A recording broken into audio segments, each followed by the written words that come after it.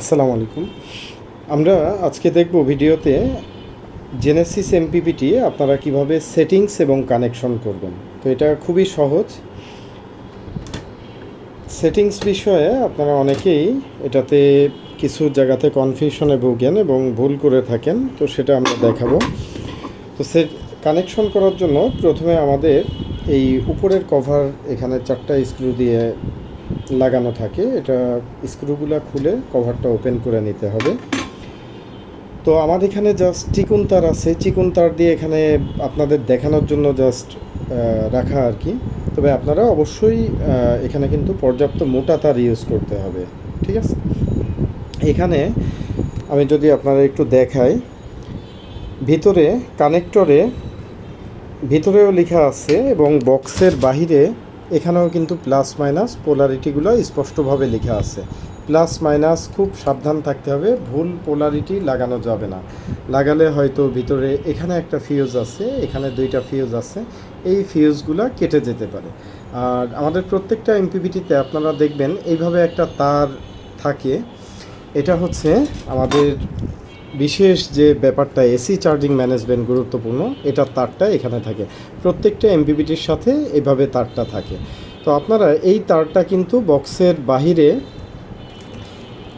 এখানে যে কোনো একটা হোল দিয়ে আপনারা বাহির করে আইপিএসের সাথে কমিউনিকেশন করে এসি চার্জিং ম্যানেজমেন্টটা অত্যন্ত গুরুত্বপূর্ণ, যেটা এই কাজটা করে নিতে পারেন। তো কানেকশনের সময় প্লাস মাইনাস পোলারিটি খেয়াল রাখার পাশাপাশি প্রত্যেকটা নাট যাতে অত্যন্ত ড্রাইভার দিয়ে মজবুতি সহ খুব শক্তভাবে আছে কিনা এটা লক্ষ্য রাখতে হবে। এটা কিন্তু অনেক হাই অ্যাম্পিয়ার এখান থেকে পাস হয়, সুতরাং কানেক্টরগুলা খুব মজবুতি আকারে কানেকশন হওয়াটা জরুরি। আর এটা হচ্ছে আমাদের 80 অ্যাম্পিয়ারের যে মডেলটা এটা, এবং 40 এবং 60 অ্যাম্পিয়ারে কানেক্টরগুলো থাকে কিন্তু এইভাবে same board same circuit, but এখানে কানেক্টরটা পিসিবির সাথে এভাবে থাকে। তো এখানে লক্ষ্য করলে আপনারা দেখতে পাবেন যে মধ্যের 2টা কানেক্টর খুব পাশাপাশি। এখানে ভয় পাওয়ার কোনো কারণ নাই, কারণ এই 2টা কমন, 2টা আসলে মূলত একই, একটা ব্যাটারি প্লাস এবং আর একটা প্যানেল প্লাস। আর এই কর্নারে গ্যাপ দেওয়া হয়েছে কারণ এটা প্লাস এবং মাইনাস আলাদা, আবার এটা প্লাস এবং মাইনাস আলাদা, এটা ব্যাটারি মাইনাস, এটা প্যানেল মাইনাস, আর মধ্যের 2টা পজিটিভ। সুতরাং এখানে আপনারা খুব সহজে আরাম করে কানেকশনটা দিয়ে ফেলতে পারবেন। অবশ্যই এই ধরনের ভালো কোয়ালিটির যে লাক্সগুলো আছে, লাক্স দিয়ে কানেকশন দেওয়ার চেষ্টা করবেন। বাজারে যে কোনো ব্যাটারির দোকানে বা ইলেকট্রিকের দোকানে আশা করা যায় একটু খোঁজ করলে এই লাক্সগুলো পেয়ে যাবেন। তো লাক্সগুলো যথাযথ নিয়মে তারের মাথাতে কানেকশন করে নেবেন। এখন যেটা করতে হবে, ব্যাটারি প্লাস মাইনাস কানেকশন করার পরে আপনাদের সোলার প্যানেলে চেষ্টা করবেন প্যানেল থেকে যেখান থেকে ইনপুট আসে ওখান থেকে সার্কিট ব্রেকার ইউজ করার জন্য। ডিসি সার্কিট ব্রেকার আমাদের দেশে কিন্তু বেশিরভাগ ক্ষেত্রে পাওয়া যায় না। সেক্ষেত্রে আপনারা যেটা করতে পারেন, এই ধরনের এসি সার্কিট ব্রেকার যেগুলো আছে, এটা ডাবল পোলের পাওয়া যায়, 16 অ্যাম্পিয়ার ডাবল পোল। এটাও কিন্তু আপনারা প্যানেলের দিকে ইউজ করতে পারেন প্যানেল সাইডে। বাট যদি ব্যাটারি সাইডে কানেকশন করতে হয় সার্কিট ব্রেকার, আপনারা এখানে ডিসি সার্কিট ব্রেকার ইউজ করতে পারেন, যদিও এখানে ভিতরে ইনপুট এবং আউটপুট উভয় সাইডে নিরাপত্তা ফিউজ আছে। এখন যে বিষয়টা সেটা হচ্ছে কানেকশনের আরেকটা পয়েন্ট বাকি আছে। আপনাদের আইপিএসের যে এসি প্লাগটা আছে, স্ট্যান্ডার্ড ইউপিএস প্লাগ, যদি কারোর গোল রাউন্ড প্লাগ থাকে সেই ক্ষেত্রে মাথার সকেটটা চেঞ্জ করতে হবে। আমরা এটাই রাখছি কারণ স্ট্যান্ডার্ড লেটেস্ট মডেলের ইউপিএস প্লাগগুলো মূলত এটাই। আর যেগুলো রাউন্ড প্লাগ একটু বড়, এটা কিন্তু আপনার একটু পুরানো মডেলগুলোতে সাধারণত থাকতো বা আমাদের দেশে এখনও ইউজ হইতেছে। সুতরাং মাথার প্লাগটা হাতের ডান সাইডে ফেজ নিউট্রাল, এটা সঠিকভাবে বুঝে টেকনিশিয়ানদের ওনারা আপনাদের বাসাবাড়িতে যিনি টেকনিশিয়ান ডাক দিবেন ওনাদেরকে এটা সাবধানতার সহিত ফেজ নিউট্রাল সঠিক দিকে রেখে কানেকশন দিতে বলবেন। তো আইপিএসের যে প্লাগটা এটা চলে আসবে এখানে আপনারা লাগিয়ে দিবেন। লাগানোর পরে এই যে প্লাগের তারটা এটা এবং এখান থেকে যে এসি কেবলগুলো আসবে এগুলো সব একসাথে বেঁধে কেবল টাই দিয়ে সুন্দর করে বেঁধে দেওয়া যেতে পারে, যাতে টানাটানিতে জিনিসগুলো লুজ কন্ট্যাক্ট হওয়ার সুযোগ না পায়। এই ব্যাপারটা মাথায় রাখতে হবে।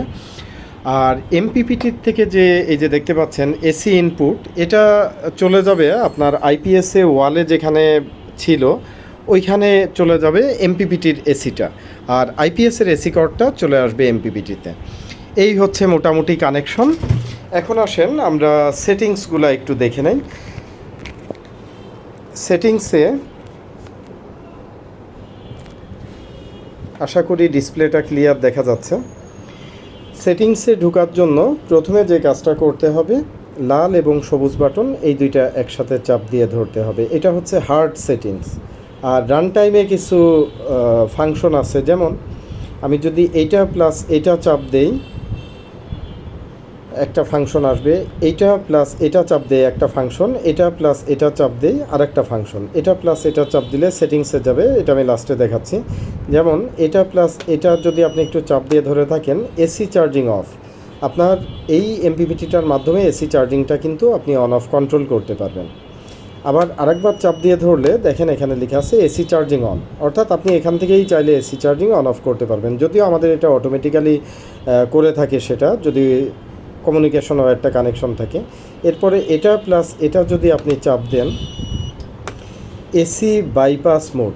অনেক সময় আমাদের দেশে লোডশেডিং যখন হয়, এমপিপিটি কিন্তু কিছুটা ব্যাটারি খরচও করে থাকে সোলারের পাশাপাশি, প্রত্যেকটা এমপিপিটিতে এটা করে থাকে।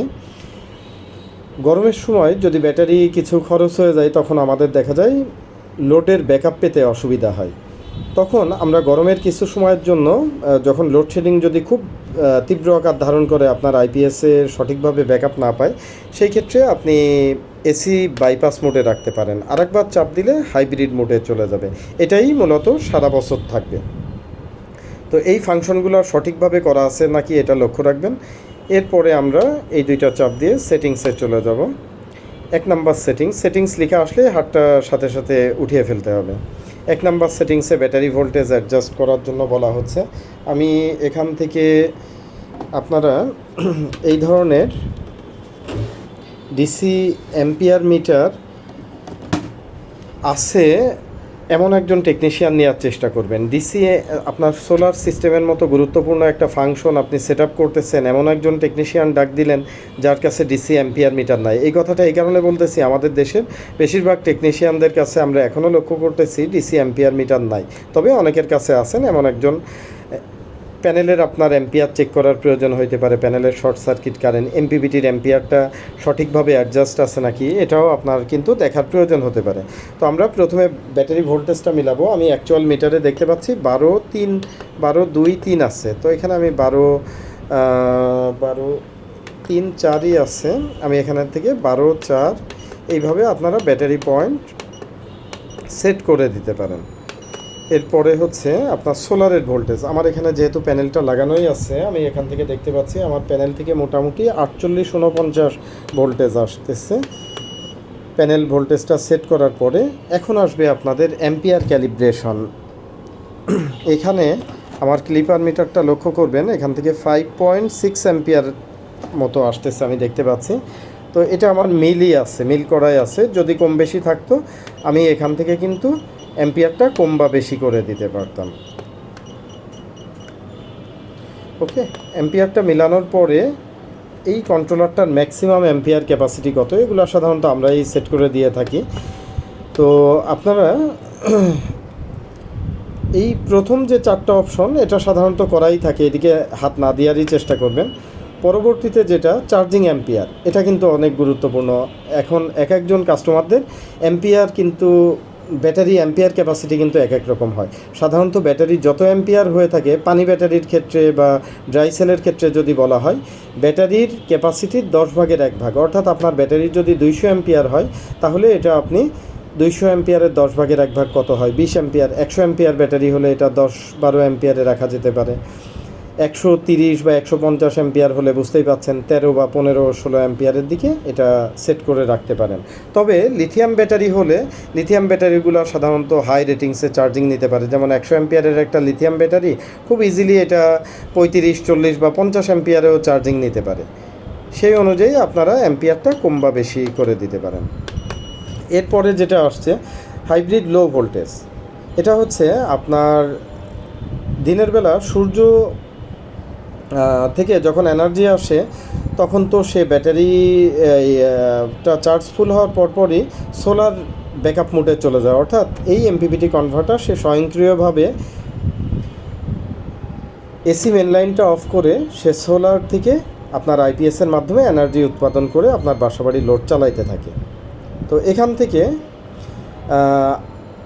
এই যে সোলারের ব্যাকআপ মোডে গেছে, ব্যাটারি ভোল্টেজ আবার কত নিচে আসলে সে এসি মেন লাইনের থেকে এই সোলার ব্যাকআপ থেকে এসি মেন লাইনে ফিরে যাবে, এটা হচ্ছে সেই সেটিংটা।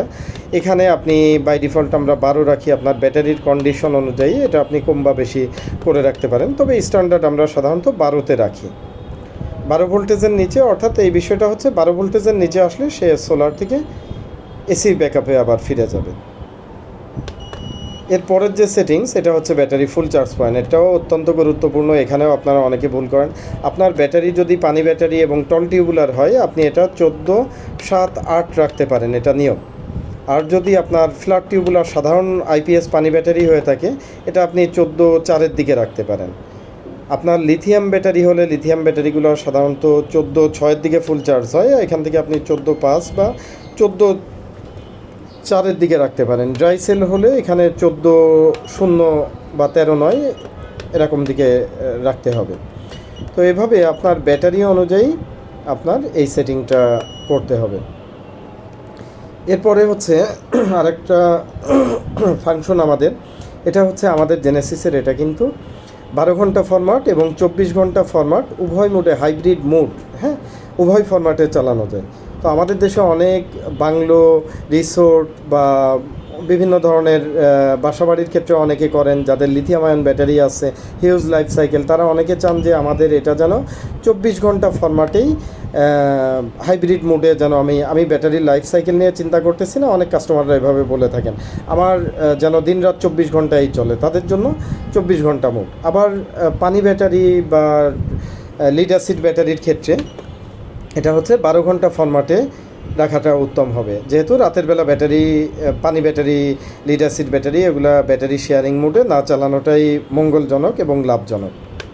তো এই ছিল মোটামুটি সেটিংস হয়ে যাওয়ার পরে আপনারা যেটা করবেন, প্রথমে কানেকশন দেওয়ার সময় প্যানেল অফ রাখবেন সার্কিট ব্রেকার দিয়ে, ব্যাটারিটাও এই দিকের কানেকশনটা আগে দিবেন, কিন্তু ওই সাইডে যে ব্যাটারির টার্মিনালগুলো এটা পরে লাগাবেন, তাহলে এখানে কিন্তু ভুল হওয়ার সম্ভাবনা কম হবে।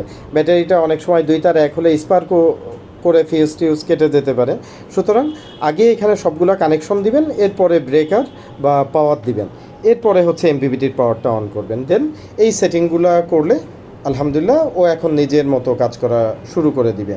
প্যানেল ভোল্টেজ আছে দেখতে পাচ্ছেন, ও একটু পরে নিজের থেকেই ট্র্যাকিং করে নেবে, বেস্ট পাওয়ার, ম্যাক্সিমাম পাওয়ার পয়েন্ট ট্র্যাকিং যেটা, ও ট্র্যাকিং করে ও ওর মতো নিজে অপারেশন শুরু করে দিবে। ধন্যবাদ সকলকে ধৈর্য নিয়ে ভিডিওটা দেখার জন্য। আসসালামু আলাইকুম।